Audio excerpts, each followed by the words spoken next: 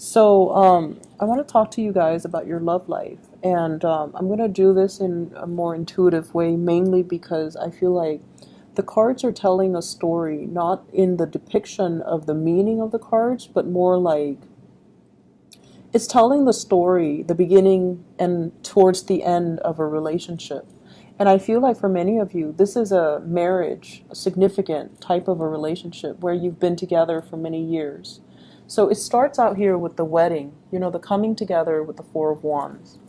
And this is like you were very young. You were young and naive. And I almost feel like for many of you, you were like in your early 20s, very late 20s, getting into a situation with somebody. You had really, really high hopes, the nesting instincts. We're going to have a family, we're going to have children, everything is going to be great. And you were very, very starry eyed. And you went into this with a lot of optimism.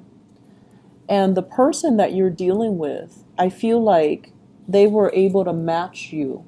So whatever you're bringing to the table, like financially, they were able to match with what you're bringing. And I also feel like this is a blessed union. There might have been somebody that fixed you up. There might have been like a mutual friend, a family member, somebody that you trust. So because you trusted that person, you trusted the union, you trusted that everything was going to work out.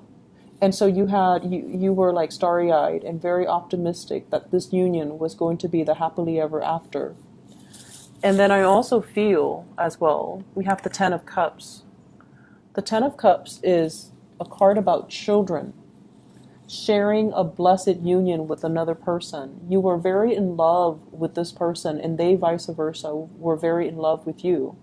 And I feel like, the more we begin to move away from the first two cards, the more the differences become a lot more glaring. So it was a very ideal match, mainly because you saw the other person as your soulmate. You saw the other person as like, that happily ever after. This person is so much like me. They understand me. They're antisocial just as I'm antisocial. They're blunt just as I'm blunt. And we're going to, create little children that are exactly like us. We're going to watch them grow. For some of you, you might have 3 children. There are 3 flowers there, and you're watching it unfold. You're watching the miracle of life happen, and you're in it, together. And we move along, and we have the Lovers. This is major life decisions. Some of you might have moved very far away to be with your romantic partner. Others of you, your romantic partner, might have moved really far away from you. They were either deployed, they had a job elsewhere, they had, it was like life was calling, and we had to move together. I had to move to be with the other person.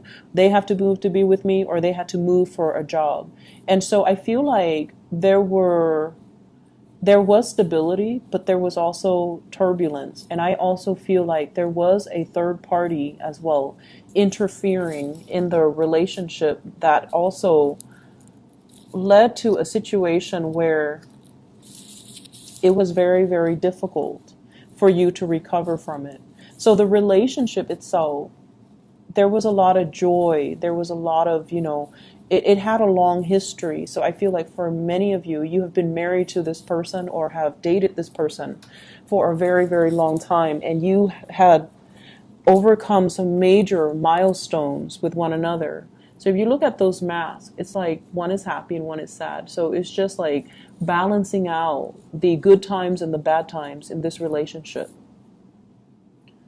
And balancing out, I feel like you had to, your role when your partner was not in the picture, you had to be the mom and the dad to the kids. And I feel like you did it with such grace, and you did it without complaining, and you did it with such dignity. And I also feel like if there were third parties interfering in the relationship, you never let it show.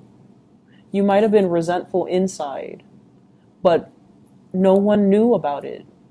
Not even your best friend, not even your family members, not even, the people that you confided in. You suffered in silence.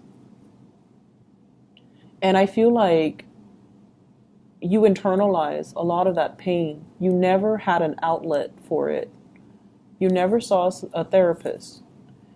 Your partner, I feel like, it wasn't so much forgiveness. It was just putting on a mask, pretending everything is okay, and possibly not confronting the relationship partner because you might have been in denial about it, or you didn't want the confrontation to break up the family unit because you really loved this person. And so we escalate here from something that is, it started out with a very, very good beginning. The Four of Wands, like the hope, the optimism, and the similarities between the two of you. Ten of Cups. These are like, peas in a pod. And then it becomes like this, the Five of Wands, where there's a lot of resentment. There's a lot of like interrogation. Where did you go? Who were you with? How late did you stay out? And things like that. And so the differences are glaring, right? It's like a person arguing with a tree. They are different species. Whereas in your starry-eyed and optimistic stage, you thought the other person was exactly like you. And I feel like a lot of the times, we get so wrapped up and we get so angry over failed relationships, was that if it's a significant relationship, it could be good or bad, but if it's significant, it taught us a lot about ourselves. And I feel like it taught you that, I feel like it kind of, shook the foundation and made you a lot less naive. It made you more weary of people. It made you more paranoid. It made you distrustful of other people. And you guys are very, very sincere and very trusting of other people. And so I feel like this relationship really did a number on many of you. And as a result of it, it kind of hurts you on a very innate level. And it's hard for you to recover from that and go back and bounce back to your optimistic self.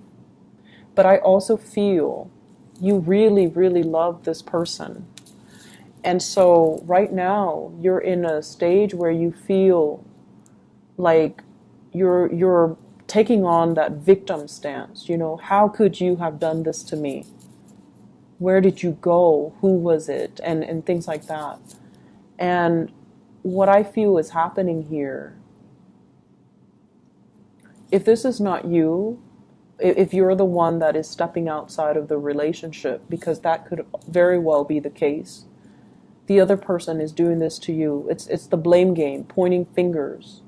And the truth is, and honesty is the best policy, because you have somebody here that really loves you, and you have somebody that you really love. And over time, I feel like, through the course of the relationship, people drift apart.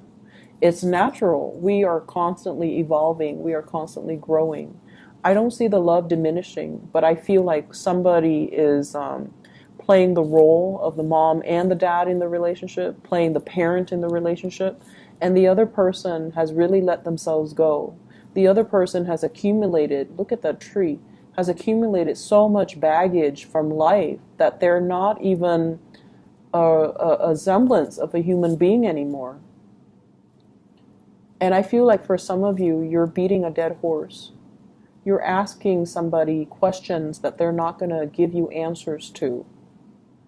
And so if this conflict escalates, and if this is an ongoing conflict, you have to cut your losses. You need to get yourself out of this state, because it's turning your world upside down, and it's got you very emotionally topsy-turvy. You're putting on this mask to the world, like pretending, oh, my relationship is fine, everything is, rainbows and unicorn. But the reality is far from it. The reality is that there are a lot of pent-up like resentments and jealousies and hostilities.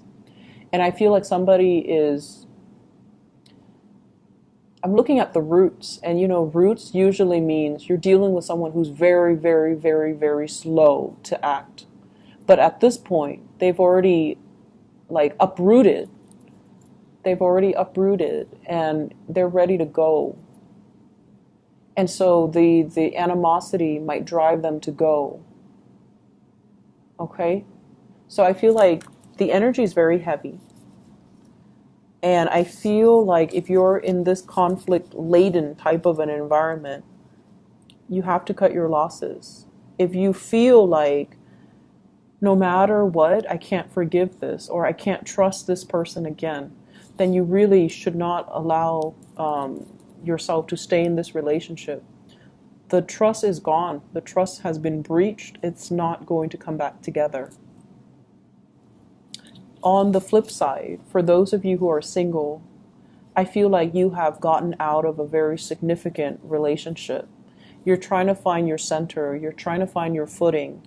And you are single and you're not planning to date. Dating is so far from your frame, like it's so far from your imagination right now. Like you can't even wrap your head around, I'm not ready to date, okay? And then for others, I feel like you might be interested in somebody who's already in a union. We have here the Ten of Cups, you're as your partner. And the Ten of Cups means, they're actually in another relationship. You might be the third party. You might be the mister or the mistress in this union. And so it's breeding a lot of jealousy and envy. And it's a situation where you are really attracted to the other person. They are attracted to you. But at the end of the day, they're coming home to their partner. They're coming home to their children. And you're the person that is, out here waiting for the other person to come back. It's like biding your time, when are they going to be single? And I feel like it's not the best situation to be in, okay? I'm sensing for people who are newly married, there are some issues, and I'm looking at this, 4 of Wands and 5 of Wands. It's an escalation. The next one is the 6 of Wands. And the 6 of Wands is a really good card. So we have an escalation. 4 of Wands, which is a happy marriage. And then we have the 5 of Wands, which is conflict. So this is just a natural cycle. Don't let it deter you. Don't let it discourage you. The next one, 6 of Wands, is a victory card. So I feel like somebody's going to step up and do exactly what you want. Okay? And I feel that sometimes it takes conflict for us to finally voice our opinions and to give the other person a piece of our mind. And then once we give them a piece of our mind, it'll kind of spark some fire under them and get them to get moving. So I feel like you might be dealing with somebody who's very slow to act, and then conflict is the best way to get them to respond and to do something. Other areas of your life, what I'm feeling, first of all, from this spread here is the responsibilities of child rearing. It's overwhelming, okay? Maintaining the household, cooking, taking care of the kids, busing the kids from childcare to soccer practice, to school, to babysitter, to the movies, and then taking the kids and all of their friends, to sleepover, to monitor, to go to school dances, like all the responsibilities of child rearing is becoming a lot more overwhelming. I'm also seeing as well the partner. So, whenever we have kids, and I can't, I've heard it from other people, but I can't really attest to it. I don't have children. But I feel like somebody feels neglected because now all the attention is on the children. So the relationship is between the mom and the child and the dad and the child, rather than between the mom and the dad as a married couple. So I feel like that can also interfere with the relationship here as well. But I feel like a lot of responsibilities, work and home, and trying to balance everything else. And I feel like, you guys have an abundance of energy. You and the Scorpio people, I don't know where you get it from, but you guys have an abundance of energy. You get things done and you do it with such grace that a lot of the times I feel like you can put up with a lot and not complain, and so can the Scorpios. They put up with a lot and they never ever ever complain. And you do it with such grace that, you know, people don't think, well, they look at you do it and they think it's easy. And so I feel almost like that's where all of your time is being consumed, okay? Taking care of the family, taking care of the family unit, taking care of other people. Some of you might be called upon to take care of a family member, elderly parents, a younger child, taking care of them in a very nurturing way, possibly, you know, doing errands for them, driving the kids to soccer practice, taking care of their emotional health is what I'm seeing. And I feel as if this is a week where you start to feel the weight of all the responsibilities, and you need some time to decompress and relax and to really take care of yourself. So don't neglect self-care in the process of giving so much of yourself away to other people. This is a really beautiful card. It denotes, you know, possibly new children in the picture, nieces, nephews, even your own children. And I also feel like, you know, it takes two to make a baby, right? So both parties need to be on board when it comes to the responsibilities. It's not fair for one person, you in particular, to do it all on your own. So I'm feeling here that, you know, you have some beautiful new starts that are coming into the picture. And I feel like the responsibilities of it is just a little bit overwhelming. You're going to get used to it. You're going to do it with grace, with style. But I feel like right now, you feel like you're living this provisional life. Like, I'm just going to do this for now until it's done. And then that's when I can, you know, live my life. So it seems like this week is very temporary. Even in your love sector, it's almost like, okay, I just got out of a relationship. I'm just going to be single for now. When I'm ready, that's when I'll date. So you're prolonging that provisional life. And I hope you're aware of that so that you can, you know, stop denying yourself of your own time. Me time. I need me time because I've been working so hard. Or, you know, I need to start dating again because my last relationship was years ago, and I used that as an excuse to not get out there. So I feel like you're prolonging something, and you need to put an end to the procrastination, okay? I'm going to leave it at that, Sagittarius. I hope it is helpful for you guys. I wish you all the best, okay? And let me see if there is anything else coming in here. Let me see about your... I actually need to do this because the love situation is a little bit confusing. What is Sagittarius's advice for love for this week?